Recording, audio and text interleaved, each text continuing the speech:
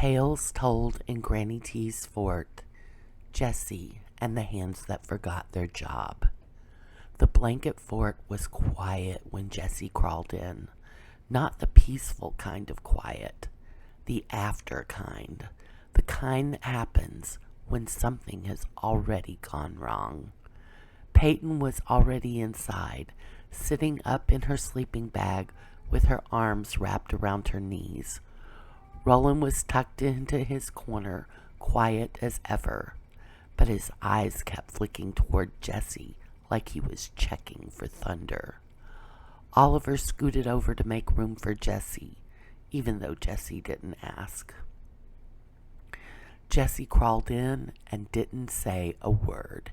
He just shoved his sleeping bag into place and zipped it up too fast. Zert! Then he flopped down and stared at the blanket ceiling like it had answers. Granny T ducked in last and lowered herself into her chair with her lantern resting in her lap. She looked at Jessie for a long moment. Not angry, not disappointed, just present. Jessie swallowed. His voice came out small and rough. "I got in trouble," he muttered. Peyton's face tightened. "Again?" Jessie shot her a look. "Yes, again." Oliver quickly said, "It's okay, just tell Granny." Roland didn't speak, but he shifted slightly closer, like he wanted to hear, even if he didn't want to be noticed. Jessie's cheeks went red. He stared at his hands. "I hit," he admitted. The fort went still.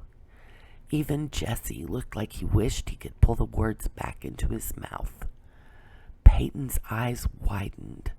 Oliver's face softened in that way it did when he wanted to fix everything. Roland's eyes lowered. Granny T didn't gasp. She didn't scold. She didn't make Jessie feel like a monster. She simply nodded once. "Thank you for telling the truth," she said softly. Jessie's throat tightened. "It wasn't like," he struggled. "It wasn't like I wanted to be mean." Peyton whispered, "Then why did you do it?" Jessie's eyes stung instantly. His voice got louder, shaky. "Because they wouldn't stop." He clenched his fists. "They were in my space and touching my stuff and laughing, and I told them to quit, and they didn't, and my body just..." He stopped. His chest heaved. Jessie looked down at his hands again, like he didn't trust them. Granny T's voice was gentle. "If today felt too big," she said, "we'll make it smaller, one story at a time." Jessie didn't look up, but he nodded just once. Granny T turned the lantern's knob. Click! Golden light bloomed inside it, slow and calm, like a sunrise that didn't need to hurry. And just like that, the story world woke up. The fort expanded the way it always did when the lantern turned on. Not bigger in a scary way, bigger in a safe way, like there was room for Jessie's big feelings to exist without smashing into anyone. The air smelled like warm wood and cinnamon and something clean like fresh sheets. The lantern glow spilled onto the floor, and the shadows shaped themselves into a soft path. Granny T's voice became this story. "Tonight," she whispered, "I'm going to tell you about a boy whose hands forgot their job." Jessie blinked. "My hands?" Granny T nodded. "Yes, my love." The lantern pulsed once, and the story began. Jessie and the hands that forgot their job.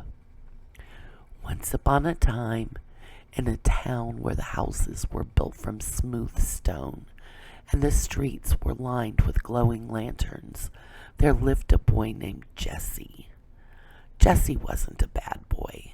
He wasn't a mean boy. He was a boy with strong hands, hands that could build towers, hands that could climb trees, hands that could hold tight when things felt scary. But sometimes, when Jesse got overwhelmed, his hands forgot what they were supposed to do. They forgot they were meant for building and helping and holding, and instead they turned into something else, something fast, something rough, something that left Jesse feeling sick afterwards. One afternoon, Jesse was working on something important. He was building a small wooden ship on the porch steps. It wasn't just a toy. It was a masterpiece. He'd carved the sides carefully. He'd tied tiny ropes. He'd even made a little flag out of red cloth. Jesse leaned close, tongue sticking out in concentration as he adjusted the sail. And then 2 shadows fell across the ship. Not 1 shadow, 2. Because Jesse had 2 goblin siblings. Not bad goblins, just annoying ones. The first goblin leaned in. "What's that?" Jesse didn't look up. "My ship." The second goblin reached out. "Can I touch it?" Jesse's shoulders tightened. "No," he said quickly. "It'll break." The first goblin giggled. "It's just a ship." "It's my ship," Jesse snapped. The goblins made a face like that was funny. Then, because goblins were goblins, they touched it anyway. One finger poked the sail. The sail bent. The mast wobbled. Jesse's breath caught. "Stop!" Jesse shouted. The goblins laughed. Not because they were cruel, because they didn't understand. Because sometimes siblings didn't realize they were stepping on your whole heart. Jesse's chest flared hot. His fire rose fast. His hands clenched. "Give it back," he yelled. The goblins tugged the ship back and forth like it was a toy rope. The mast snapped. The little red flag fluttered to the porch floor. Jesse's world went white hot. He didn't think. He didn't pause. He didn't breathe. His hands moved. Jesse shoved one goblin hard. The goblin fell backward and landed with a thump. The other goblin froze. Jesse's heart pounded. His hands were shaking. For a second, Jesse felt powerful, like he had finally made it stop.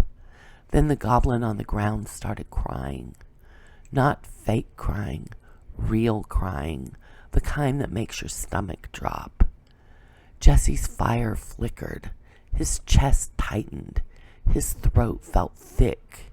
He stared at the broken ship, then at the crying goblin, then at his hands.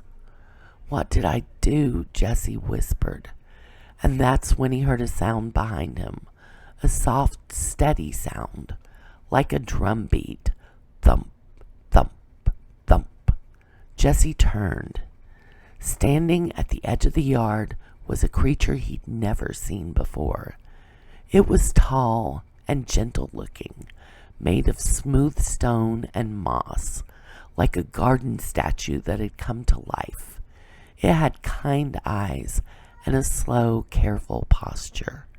In its arms, it carried a bundle of thick, soft rope. The creature stepped forward. Its voice was deep but warm. "Hello," it said.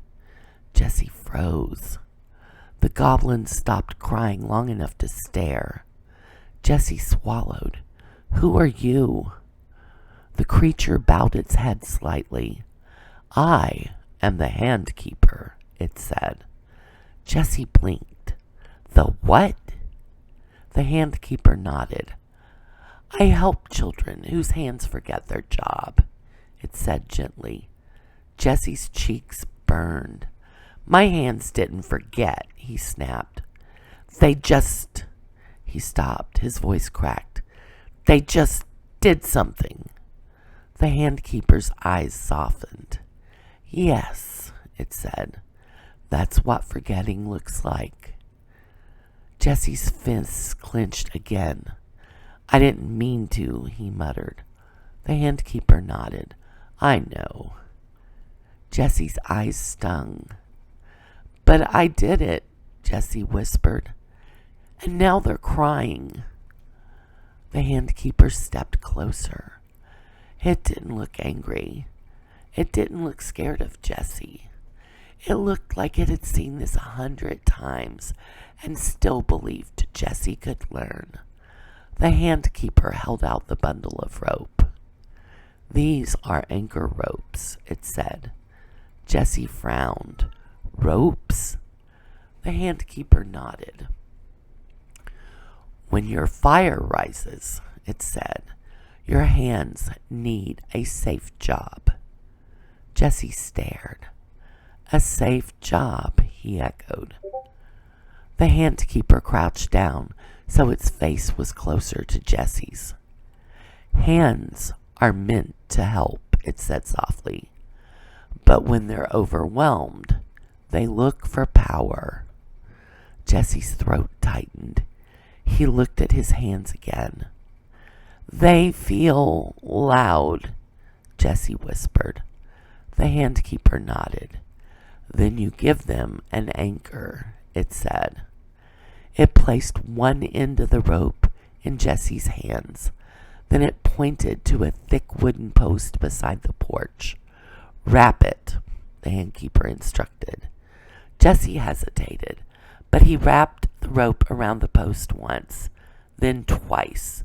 The rope pulled against his palms. It gave his hands something to do, something strong, something safe. The handkeeper's voice stayed calm.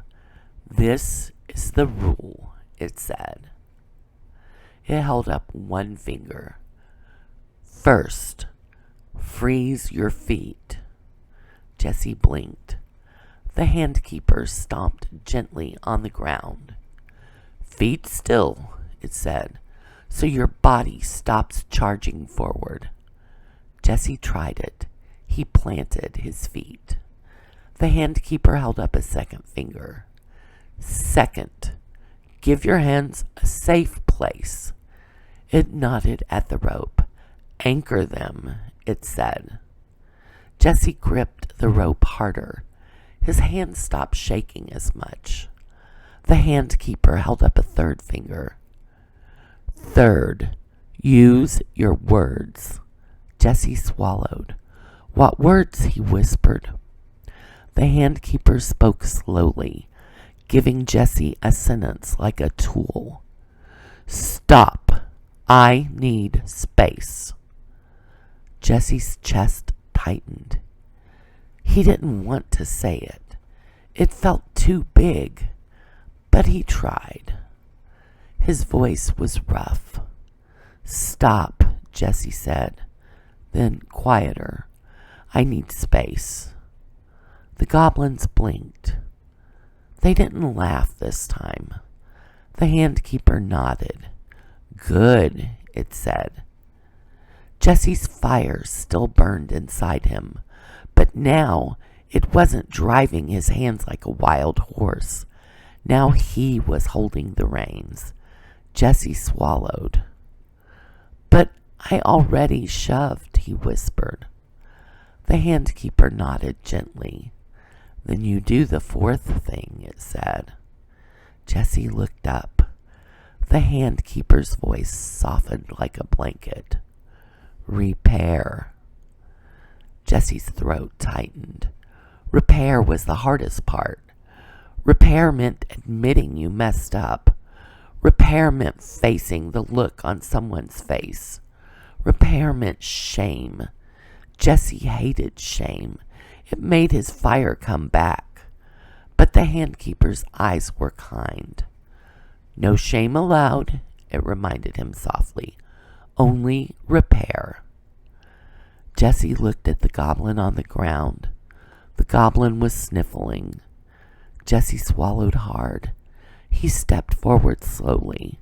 Not fast, not charging. His feet stayed calm. His hands stayed on the rope until the last second. Then Jesse let go. He crouched down. His voice came out small. "I'm sorry," Jesse said. The goblin blinked. Jesse's eyes stung. "I got too mad," he whispered. "My hands forgot." The goblin wiped its face. The other goblin hovered close, nervous. Jesse took a breath. "I didn't want to hurt you," he said. "I just wanted you to stop touching my ship." The goblin looked down at the broken pieces. "I didn't know it mattered," it whispered. Jesse's throat tightened. "It mattered," Jesse said softly. "A lot." The goblin nodded. "I'm sorry too," it said. Jesse blinked. That wasn't what he expected. The handkeeper watched quietly. Jesse took a breath. "Next time," Jesse said carefully, "I'm going to say, 'Stop, I need space.'" The goblins nodded fast. "Okay," one whispered. Jesse's chest loosened. He still felt sad. His ship was still broken, but the world didn't feel like it was ending anymore. The handkeeper leaned closer. "And what will you do with your hands?" it asked. Jesse looked at the rope. Then he whispered, "Anchor them." The handkeeper smiled. "Good," it said. "Strong hands can be safe hands." The next day, Jesse was building again, this time a tall block tower in the town square. The goblin siblings approached. Jesse's shoulders tightened. His fire stirred. One goblin reached out. Jesse felt the urge, fast, hot, sharp, to smack the hand away. But Jesse remembered the handkeeper. He froze his feet. He grabbed the rope tied to his belt, his own little anchor rope now. He squeezed it hard. Then he said, clear and firm, "Stop! I need space." The goblins froze. They blinked. Then they backed up. "Okay," one said. Jesse's chest loosened. The fire didn't disappear, but it didn't control him. Jesse went back to building, and this time his hands remembered their job. The lantern glow softened. The handkeeper faded. The porch steps disappeared into warm shadow. And suddenly, the fort was just the fort again. Blankets overhead, sleeping bags below, Granny T in her chair. Jesse blinked slowly. His hands were resting on top of his sleeping bag now, open, not clenched. Granny T's voice was gentle. "What do hands do, my love?" she asked softly. Jesse swallowed. He looked down at his fingers.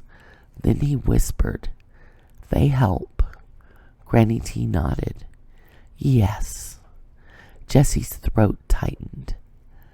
"And what do we do when hands forget?" Granny T asked. Jesse took a deep breath. "Freeze my feet," he said. Peyton nodded, eyes wide. Jesse continued, quieter. "Anchor my hands." Oliver whispered, That's good, Roland murmured, barely audible. Safe hands. Jessie blinked at Roland, surprised. Roland didn't look away. Jessie swallowed. Then he added, voice rough but honest, and repair. Granny T smiled, warm, proud, gentle. Exactly, she said, because brave kids repair. Jesse's eyes stung. He didn't like crying, but he liked being understood. He nodded once, and for Jesse, that was a lot. The fort was quiet again, blankets above, sleeping bags below, and the soft sound of everyone breathing a little slower. Granny T turned the lantern down low until it looked like a tiny golden star. She reached out and gave the closest sleeping bag a gentle pat. Good, she murmured. That's better. Then, in her softest voice, close your eyes, my loves. You're safe. You're loved. You're home.